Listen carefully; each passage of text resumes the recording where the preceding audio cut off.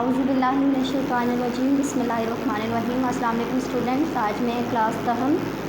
मुबादियात तालीम में बाब नंबर 7 नसाब का लेक्चर नंबर 7 देने जा रही हूँ। पिछले लेक्चर में हमने नसाब की तारीफ़ पढ़ी थी, नसाब का मफ़हूम, उसका कदीम मफ़हूम पढ़ा था कि कदीम ज़माने में नसाब के बारे में क्या मफ़हूम पाया जाता था, और जदीद जो मफ़हूम है वो भी हमने पढ़ा था। आज के सबक में हम लोग पढ़ेंगे नसाब तालीम में सरगर्मियाँ और तजर्बात। नसाब जो है उसकी नसाब में तालीम में सरगर्मियाँ कौन सी होती हैं और तजर्बात पढ़ेंगे। नसाब के अज्ज़ाए तरकीबी पढ़ेंगे और उसमें आगे हम इसके अज्ज़ाए तरकीबी जो है वो 4 हैं: मकासदे नसाब, लवाज़िमाए नसाब और नफ्स मज़मून।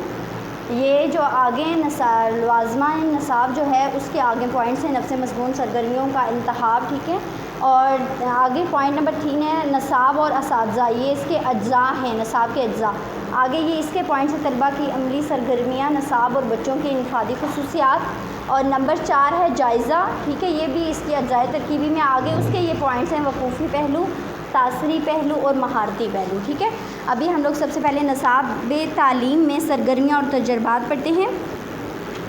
नसाब में वो तमाम सरगर्मियाँ और तजर्बात शामिल किए जाते हैं जिनके ज़रिए मतलूबा मकासद हासिल किए जाते हैं, यानी कि वो तमाम सरगर्मियाँ और तजर्बात इसमें शामिल की जाती है नसाब में जिनसे हम लोग मकासद हासिल करना चाहते हैं, मकासद हासिल करते हैं ताकि तलबा और तलबात की तरबियत हो सके। तलबात जो हैं उनकी तरबियत के लिए ये सरगर्मियाँ और तजर्बात किए जाते हैं। ये सरगर्मियाँ और तजर्बात स्कूल के अंदर भी हो सकते हैं और बाहर भी, यानी स्कूल के अंदर भी इस तरह की सरगर्मियाँ करवा सकते हैं, बाहर बच्चों को किसी तफरीक मकाम पर लेकर जाके उनको चीज़ों के बारे में बताना, इस तरह से भी ये सरगर्मियाँ हो सकती हैं। नसाब तालीम में वो सरगर्मियाँ और महारतें रखी जाती हैं जिनके ज़रिए इल्म, महारतें और रवैयों में तब्दीली लाई जाती है, यानी वो तमाम सरगर्मियाँ और महारतें रखी जाती हैं जिनके ज़रिए रवैयों में तब्दीली लाई जाती है। ये सरगर्मियाँ बच्चों के ज़हनी मेयार और जिस्मानी मेयार के मुताबिक रखी जाती हैं, यानी बच्चों को देख कर ये सरगर्मियाँ बनाई रखी जाती हैं कि ये बच्चा इसको कर सकता है कि नहीं। उनकी ज़हनी और जिस्मानी जो है जिस्मानी मेयार को देख कर रखी जाती हैं। कौन सा बच्चा खेलों में खेल सकता है, कौन सा बच्चा किसी भी इस तरह के पहलू जो हैं वो उसमें हिस्सा ले सकता है। नसाब में ऐसी सरगर्मियाँ होनी चाहिए जो तलबा की ज़रूरियात की तकमील करें, यानी ऐसी सरगर्मियाँ ज़रूर नसाब में होनी चाहिए जो तलबा की जो है ज़रूरियात की तकमील कर सकें, आइंदा नस्ल की बका और इस्तेकाम की ज़ामिन हों, जिनसे तलबा में बेहतर समाजी रवाबित कायम हों, जो फ़ारिग औक़ात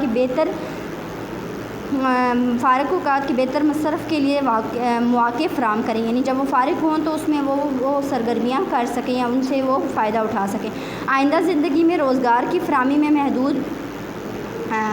मामन साबित हों। कमरा जमात में पढ़ाए जाने वाले इसबाग, घर का काम और इम्तहान नसाब तालीम की सरगर्मियाँ हैं, जबकि ये जो है वो सारी इम्तहान की सरगर्मियाँ, ठीक है। जबकि मदरसा के बाद सरगर्मियों में मुख्तलिफ़ किस्म के खेलों, सैर व तफरीह, स्काउट वगैरह में जिनको हम नसाबी सरगर्मियाँ कहा जाता है वो होती हैं, यानी कि जो हम सबक पढ़ाते हैं या घर के लिए काम देते हैं वो नसाब तालीम में, यानी उसका हम लोग इम्तहान भी लेते हैं, वो नसाब तालीम की सरगर्मियाँ होती हैं। और उसके अलावा भी खेल और सैर व तफरीह वगैरह इस तरह की जो होती हैं सरगर्मियाँ, उनको हम नसाबी सरगर्मियाँ कहा जाता है, और वो भी बहुत ज़रूरी होती हैं बच्चों के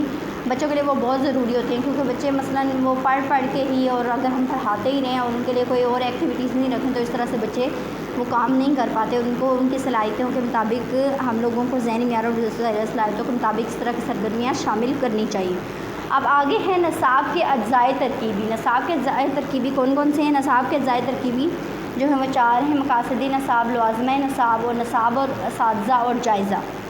मकासदे नसाब, नसाब साजी का तमाम तर दारोमदार मकासदे तालीम पर है, और मकासदे तालीम का तयन माशरा करता है, यानी माशरा इसका तयन करता है कि क्या क्या इसके मकासदे, जिस किस्म का माशरा और इसकी इक़दार होंगी इस किस्म के मकासदे तालीम होंगे। हमारे जैसा माशरा होगा उस तरह के हमारे मकासदे तालीम होंगे, हम उस तरह के मकसद हासिल करना चाहते होंगे कि हमारे माशरे में ये बच्चे तालीम हासिल करके ये चीज़ें सीख जाएँ इस किस्म के। और इसके पेश नज़र जो है नसाब तालीम तैयार किया जाता है, मगर एक सनती माशरे और ज़राई माशरे के मकासद तालीम में वाज़िया फ़र्क होता है। किसी सनती माशरे की ज़रूरियात के तहत तैयार शुदा नसाब ज़राई माशरे के लिए सूदमंद साबित होगा, इस तरह ज़राई माशरे का नसाब सनती माशरे के लिए बेसूद होगा, यानी कि इन दोनों के जो नसाब की होती हैं वो मुख्तलिफ़ होती हैं, ज़राई और सनती की मुख्तलिफ़ होती हैं एक दूसरे से। और जो सनती माशरे की ज़रूरियात के तहत जो यानी कि तैयार शुदा नसाब होगा वो ज़राई माशरे के लिए سود مند ثابت نہیں ہو سکتا، اور اسی طرح جو ہے وہ زرعی معاشرے کا نصاب جو ہے وہ صنعتی معاشرے کے لیے بھی بے سود ہوگا، یعنی اس کے لیے بھی وہ فائدہ مند نہیں ہوگا۔ بعض اوقات علاقائی حالات بھی تعلیمی مقاصد کو متاثر کرتے ہیں، علاقے کے جو حالات ہوتے ہیں وہ بھی تعلیمی مقاصد کو متاثر کرتے ہیں، اس لیے ضروری ہے کہ نصاب سازی کرتے وقت اس کو بھی پیش نظر رکھا جائے۔ لوازمہ نصاب کی حیثیت سے لوازمہ نصاب کی حیثیت سے ایک شاہراہ کی ہے، جو نصاب ہے اس کی ایک شاہراہ کی حیثیت ہے جس پر طالب علم کو چلنا ہوتا ہے، یعنی کہ مقاصد تعلیم کو نشانات منزل کی حیثیت حاصل ہوتی ہے، یعنی وہ ایک شاہراہ ہے جس پہ طالب علم کو چلنا ہوتا ہے، اور وہ نشانات جو ہیں تعلیم کے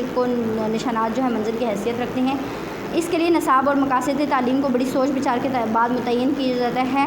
اور مقاصد کو پیش نظر رکھ کر دیگر عناصر اور تجربہ گاؤں کے سامان کا انتظام کیا جاتا ہے، یعنی کہ ان کو اس کے لیے بڑی سوچ بچار کرنی پڑتی ہے۔ جب بھی آپ نصاب کو ترتیب دیتے ہیں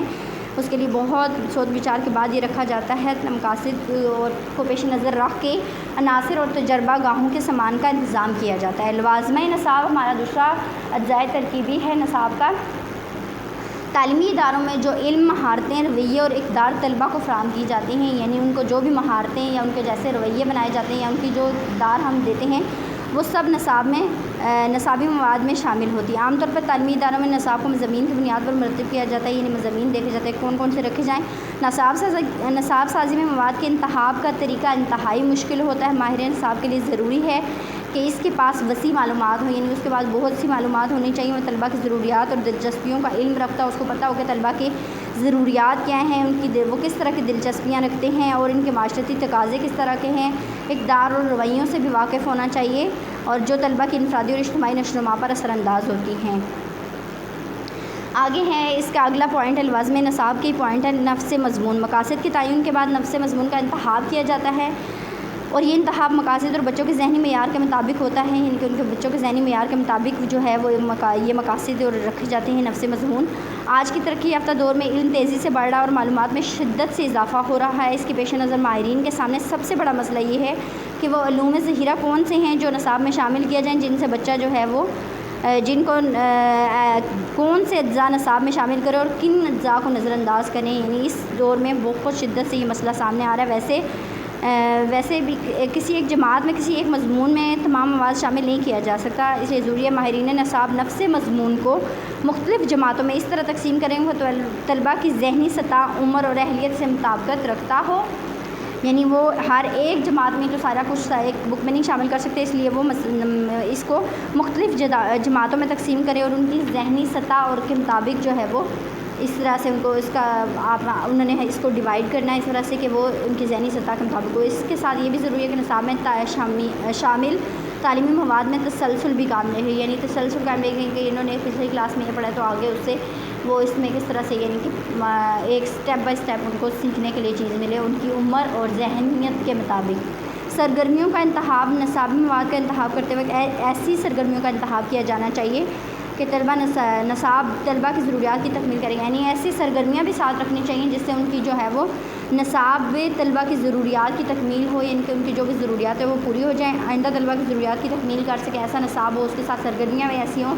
آئندہ آنے والی ان کی ضروریات پوری ہوں، جن سے طلباء میں بہتر سماجی روابط بھی قائم ہوتے ہیں اور وہ فارغ اوقات میں ان سے فائدہ بھی اٹھا سکیں۔ آئندہ زندگی میں جو ہے وہ یہ نصاب جو ان کو پڑھایا جا رہے ہیں، جو سرگرمیاں ان کو کروائی جا رہی ہیں، وہ ان کی زندگی میں وہ جب روزگار کی فراہمی کے لیے ان کو مدد و معاون ثابت ہوں، یعنی کہ ان کے لیے معاون ثابت ہوں جو وہ سرگرمیاں کریں۔ اگلا پوائنٹ ہے نصاب اور اساتذہ۔ طلباء اور نصاب کے ساتھ ساتھ ایک اہم عنصر اساتذہ ہیں۔ اگر تعلیمی عمل کے ساتھ عناصر موجود ہوں لیکن نصاب کو عملی جامہ پہنانے والے اساتذہ موجود نہ ہوں تو تمام سکیمیں دھری کی دھری رہ جاتی ہیں، یعنی اساتذہ کا بہت بڑا کردار ہے۔ اگر آپ کے پاس نصاب تو موجود ہے لیکن اس کو پڑھانے کے لیے کوئی بہترین اساتذہ آپ کے پاس موجود نہیں ہے تو پھر کوئی بھی جو ہے آپ کی اسکیم پوری نہیں ہو سکتی۔ لیکن استاد بھی اس وقت ایک اچھا استاد ثابت ہو سکتا ہے جب اس کے پاس تدریس کے لیے باقاعدہ ایک لاحقہ عمل یعنی نصاب موجود ہو، یعنی کہ جب استاد بھی ایک اچھا استاد اس وقت ہوتا ہے جب اس کے پاس اچھا نصاب موجود ہو، پڑھانے کے لیے اس کے پاس اچھا نصاب موجود ہو۔ نصاب تعلیم کے بغیر استاد کی سامنے کوئی منزل نہیں ہوگی اور نہ ہی اس سے نفس مضمون کی حدود کا علم ہوگا، یعنی اگر اس کے پاس نصاب صحیح والا موجود نہیں ہے تو اس کی کوئی بھی منزل نہیں ہوگی اور اس کو نفس مضمون کی حدود کا علم بھی نہیں ہوگا، اور یہ ہوگا نتیجہ کہ طلبہ بھی اپنے مقاصد تعلیم سے حاصل نہیں کر سکیں گے۔ یہ استاد جو ہے وہ ان کو صحیح طرح سے پڑھائے گا نہیں، اس کو خود حدود کا علم نہیں ہوگا، تو بچے بھی وہ اس سے فائدہ اٹھا نہیں سکیں گے۔ آگے اسی میں پوائنٹ ہے طلبہ کی عملی سرگرمیاں۔ نصاب تعلیم کی عملی سرگرمیوں کی وہ تمام تفصیلات طے کرتا ہے، اپنے اسباق کے اہم نکات ترتیب دیتا ہے اور تدریسی معاونات مہیا کرتا ہے، دوران تدریس میں پیش آنے والی مشکلات اور رکاوٹوں کے ازالے کا بندوبست کرتا ہے، اور ایک اچھے نصاب میں ان سب مسائل کی نشاندہی کی جانی چاہیے۔ اس سے اساتذہ کو اپنے لیے لائے عمل متعین کرنے میں سہولت ہوگی۔ طلبہ کے لیے عملی سرگرمیاں ایسی ہونی چاہیے کہ وہ ان کی مشکلات کا ازالہ کریں اور اس میں ان کے مسائل کی نشاندہی بھی کی جانی چاہیے۔ نصاب اور بچوں کی انفرادی خصوصیات۔ نصاب تعلیم میں طالب علم کی عمر، صلاحیت اور استعداد کے مطابق مواد کو اکٹھا کیا جاتا ہے، یعنی ایسا نصاب رکھا جاتا ہے جو ان کی اس میں تعلیم بچے کی جو ہے عمر بھی دیکھی جاتی ہے، اس کی صلاحیت بھی دیکھی جاتی ہے، اس کی ذہنی صلاحیت کے مطابق ایسا مواد رکھا جاتا ہے نصاب میں جس کو وہ آسانی سے اس پر عبور حاصل کر سکے۔ جو استاد کے لیے رائے عمل متعین کرتا ہے، نصاب ہی کے ذریعے استاد کو معلوم ہوتا ہے کہ مختلف درجوں کے بچوں کے انفرادی خصوصیات اور علمی معیار کے مطابق کون سا مواد اور کس طریقے سے پڑھانا ہے، یعنی کہ اس کے ذریعے اس کو استاد کو بھی معلوم ہوتا ہے کہ انفرادی خصوصیات جو ہیں وہ علمی معیار کے مطابق کون سا مواد جو ہے وہ بچوں کو پڑھانا چاہیے۔ اس عمل سے بھی اساتذہ کی تدریسی اہلیت میں بھی اضافہ ہوتا ہے اور ساتھ ہی تدریس میں آسانی بھی پیدا ہوتی ہے، یعنی اساتذہ کے لیے جو ان کی اہلیت ہے اس میں بھی اضافہ ہوتا ہے اور آسانی بھی پیدا ہوتی ہے۔ نصاب میں مواد کے علاوہ ان طریقوں کی نشاندہی بھی کی جاتی ہے جو مواد تدریس کی مؤثر پیشکش میں معاون ثابت ہوتے ہیں۔ ایسے طریقوں کی نشاندہی بھی کی جاتی ہے جس کے ذریعے وہ تدریس کو مؤثر طریقے سے پڑھا سکیں اسے۔ آگے ہیں اقتصابی جو ہے وہ جائزہ اس کا ہے نمبر 4 پوائنٹ، نصاب کے اجزائے ترکیبی کا جائزہ۔ والدین بچوں کو خاص مقاصد کے لیے مدرسوں میں بھیجتے ہیں۔ حکومت نصاب کے ذریعے کچھ مقاصد حاصل کرنا چاہتی ہے، یعنی کہ کوئی نہ کوئی مقصد ہوتا ہے، حکومت اس نصاب کو ترتیب دیتی ہے تو اس کا مقصد ہوتا ہے، اور والدین بھی بچوں کو اسی مقصد کے لیے بچوں کو مدرسے میں بھیجتے ہیں کہ کوئی نہ کوئی ان کو مقصد حاصل ہو، جس کے لیے مدرسہ کتابیں اور اساتذہ مہیا کیے جاتے ہیں۔ یعنی اسکول میں جو مدرسہ ہوتا ہے اس میں کتابیں بھی اور اساتذہ بھی مہیا کیے جاتے ہیں۔ والدین اساتذہ کو یہ جاننا چاہتے ہیں کہ عمل تدریس کا معیار کیا ہے اور مواد نصاب طلبہ کے لیے سود مند ثابت ہے یا نہیں، یعنی اس سے ان کو یہ پتہ چلتا ہے، وہ جائزے سے یہ پتہ چلتا ہے کہ بچوں کو کچھ سمجھ آیا ہے، ان کو کچھ آ رہا ہے، نصاب ان کے لیے اس سے ان کو کوئی فائدہ ہو رہا ہے یا نہیں ہو رہا ہے، یہ اقتصابی جائزے سے معلوم ہوتی ہیں۔ اور جائزہ کی 3 اقسام کی معلومات تھیں، ان 3 اقسام میں اس کی 3 جو ذریعے ہیں، 3 قسمیں ہیں جس سے معلومات ملتی ہیں ہمیں، اور وہ ہے ایک وقوفی پہلو، تاثری پہلو اور مہارتی پہلو۔ وقوفی پہلو میں کیا ہوتا ہے کہ اس کا تعلق معلومات اور تصورات سے ہوتا ہے، یعنی معلومات اس میں بھی ہوتی ہیں اور اس کے تصورات سے بھی ہم لوگ جائزہ لیتے ہیں۔ اور پھر تاثری پہلو میں یہ ہوتا ہے کہ اس کی عادت اور رویوں سے ہمیں پتہ چلتا ہے، یعنی کہ بچہ اسکول آ رہا ہے، اس کی عادات کیسی ہیں، رویے اس کے کس طرح سے، ان سے ہمیں پتہ چلتا ہے کہ بچے نے کیا کچھ سیکھا ہے اور کیا اس کی تبدیلیاں آئی عادات میں۔ مہارتی پہلو میں یہ ہوتا ہے کہ اس کا تعلق کسی ہنر کے جائزے سے ہوتا ہے، یعنی کہ ہم جائزہ لیتے ہیں جب تو ہمیں پتہ چلتا ہے کہ بچے کو کیا کچھ کرنا ہے، یعنی کہ اگر وہ ڈرائنگ بنانا سیکھ لیا یا اس نے کیا کچھ سیکھ لیا، جائزہ اس طرح سے اس کی مہارت کا اندازہ اس مہارتی پہلو میں لیا جاتا ہے، تو اس جائزے سے پھر پتہ چلتا ہے کہ بچے نے کیا کچھ سیکھا ہے، اس کے لیے یہ جو بھی نصاب تھا وہ فائدہ مند ثابت ہوا ہے یا نہیں ہوا ہے۔ تو بچوں آج کے سبق میں ہم نے یہ 2 سوال جو ہیں وہ اپنے کیے ہیں۔ ایک جو ہم نے کیا ہے نصاب تعلیم میں سرگرمیاں اور تجربات جو ہے وہ کس طرح سے یا کیا کیا سرگرمیاں اور تجربات شامل کیے جاتے ہیں، اور دوسرا ہمارا سوال ہے کہ نصاب کے اجزاء کون سے ہیں، مقاصد یعنی اجزائے ترکیبی کون کون سے ہیں، اور ان اجزائے ترکیبی کی وضاحت بھی ہم نے کی ہے۔ ٹھیک ہے، یہ ہمارے 2 سوال ہیں جو آج کے سبق میں ہم نے پڑھا ہے۔ انہی سوالوں کو آپ نے لکھنا بھی ہے اور ساتھ انہیں آپ نے یاد بھی کرنا ہے، کوئی بات آپ کو سمجھ نہ آئے تو آپ پوچھ بھی سکتے ہیں۔ ٹھیک ہے، تو آج کے لیے ہمارا سبق اتنا ہی، بہت شکریہ، اللہ حافظ۔